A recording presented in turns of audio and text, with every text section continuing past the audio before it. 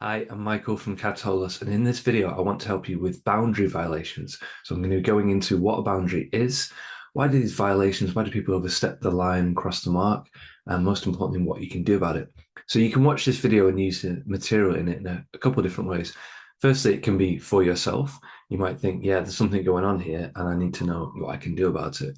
And secondly, it could be for yourself as a leader where it's not happening to you, but you need to be thinking about your people and thinking, how do I protect my people? How do I look after them? And how can I respond appropriately if somebody comes to me and they've got a boundary violation? So what is a boundary?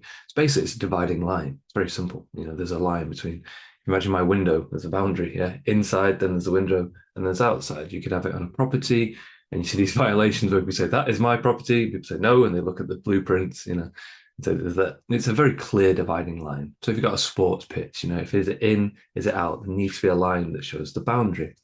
So that's a boundary in theory. But in practice, a lot of our boundaries are invisible. So they could be to do with emotions where somebody talks to you and they say something you think's inappropriate.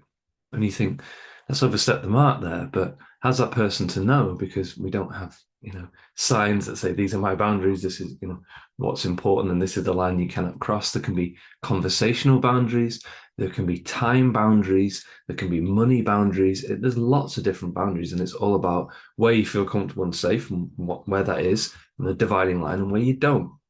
So why do these violations happen and why do they occur? Well, it's not an easy answer, but a lot of it is to do with interdependence. We are very globally connected through technology, and we all kind of rely on each other.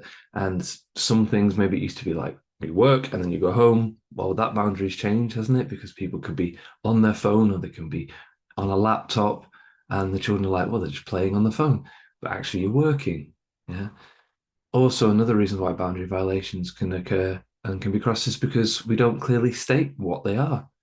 Like I said before, we don't clearly state what's okay to talk about and what's not. What's okay, where's okay to go and where's not.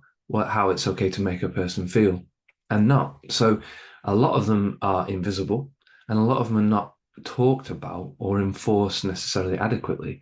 So if we're being kind to people and we're thinking about them overstepping boundaries, our boundaries, we have to think, give them the benefit of the doubt and say, well, did I make it really clear what was allowed and what wasn't, what's appropriate and what's not, yeah, where the line is. And if we do, great. If we don't, maybe we need to. So let's go into how can you handle these violations and what can you do to deal with them, either as the person it's happening to, or if somebody came to you and says, you need to help me with this.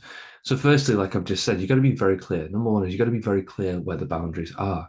So you can use phrases, a lot of these ways to assert these boundaries and help them. Conversational things you say. You don't have to do much. You just say these things. So one of my favorites is to say that's not appropriate. And then you always give a reason. So if somebody's trying to be overly friendly to you at work and you think that's not appropriate because we are work colleagues and I'm not here for a romantic exchange. And you say that's not appropriate to this context with work colleagues. I'd like you to respect that, please. And for most people, that's all you need to do. Just a gentle kind of assertion of that boundary. Here's the line. Please don't cross it. Yeah. So you say that's not appropriate because caveat to that, I've learned with a lot of people, don't just say that's not appropriate because that doesn't necessarily, it states a boundary, but not really. You've just said that's not appropriate. You cut the person down and they're thinking, what's not appropriate? But if you give the context with the because that's not appropriate because the way you're saying things or the messages you've been sending me or the way how physically close you are to me, it's not quite right. Another one you can use it's similar to that in asserting these boundaries. That's not possible. If a person rings up and they say, I need to speak to the boss ASAP, well, that's not possible because he's not available on Thursday or she works from home on a Tuesday. And the person thinks, oh, and again, you've just gently said, right, Tuesdays and Thursdays, she and he not available. All right, okay. So being very clear in these boundaries, okay, that's the first thing. The second thing is to think about, okay, but what if you are, that's not enough? Yeah. And what if it gets pretty serious? Because a lot of these boundary violations, like I said before, we can give people the benefit of the doubt. But what if they're a little bit more malicious? What if they don't have your best interest in mind? What if they're just out for them? Because we do have to deal with situations and people like that, and we shouldn't shy away from them. We should be brave. So what I always tell people is to write things down. It was something I was trained up in as a teacher. When we're talking about official safeguarding training, this is just a video, it's not official training. But they'd say things like you need to write it down and you need to date it. Because think about it. Imagine you've got somebody as a leader now, and they come to you and they say, I need to speak to you, please, in confidence because I don't feel comfortable and these things have been going on with this person. And you, rightly so, you listen and you're empathetic and you say, okay, I'd like to try and help you with this if I can. Can you give me some examples, please, of when this has been happening? And they say, well, quite a lot. Maybe last week it was, I think, twice, and there's not much you can do with that. Whereas if this person said, yeah, absolutely, there were three separate occasions, and I've written a little, sentence or two about them, and I've written the date of them. So here you go.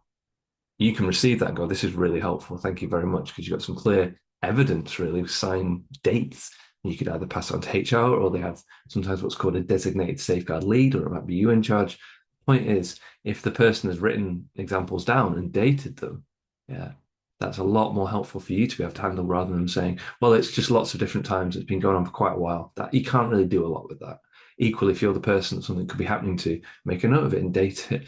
Now, caveat, I'm not saying you write down and date everything everybody says to you. That's silly. But if it's something serious, then take it seriously. Yeah.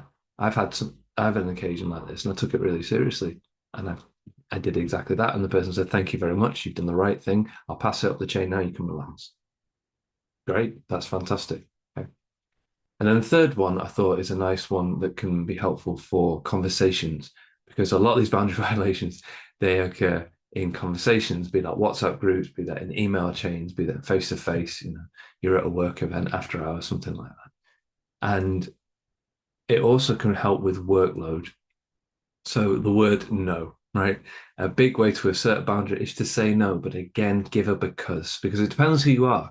Where are you watching this around the world, kind of culture that you're in? To some people, no means no, and that's enough. Can you help me with this? No.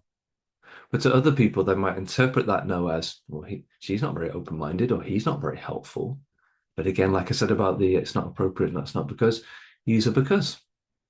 Okay, so I'll give an example. So can you add this to be done ASAP? No, because I've got a full agenda here, which you can see, but it can be added to next week. Yeah.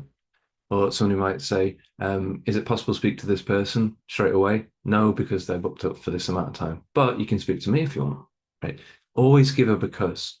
If you just give a no, somebody can misinterpret it. But if you give a because, people remember the reasons why. All right. Because is like the golden word when it comes to asserting boundaries. Giving reasons. Giving reasons. Because remember, let's give people the benefit of the doubt. A lot of these boundaries that you have and I have, they're invisible. So how are people supposed to know about them if we don't clearly state them using our language? So hopefully that's been helpful for you, either as a leader, where you're thinking, yeah, we've got some things in place. So if somebody comes to me, I can help take it forward. Or for it might be for yourself, if you're dealing with these boundary violations, you think, I'm going to use some of these things to help empower myself. And the final thing I'd say is, again, let's always be clear, let's be calm, and let's be consistent with it. And it can help a lot. All right, give it a try. Hope it helps.